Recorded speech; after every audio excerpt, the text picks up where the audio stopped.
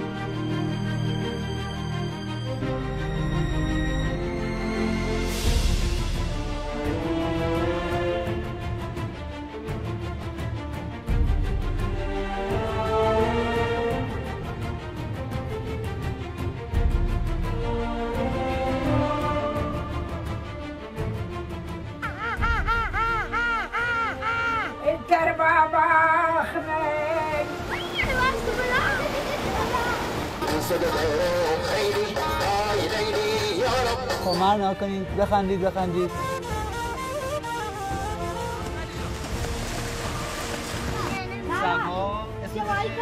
بخور یعنی واقعا اینو مزه میده، خشمزه هم هشترم بیار، هشترم بچه، هشترم بطن گوکا گلی رو بیاره.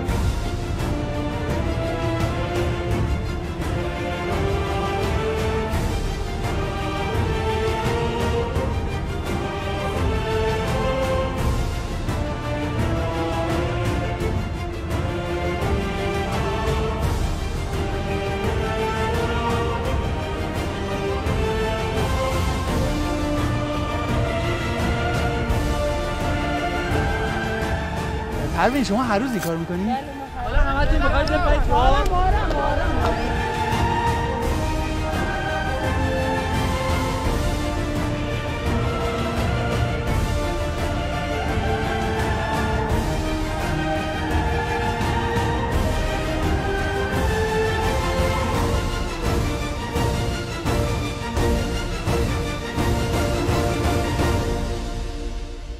مجموعه ایرانگرد نوروز 94 هر شب از شبکه یک سیما، کاری از گروه مستند.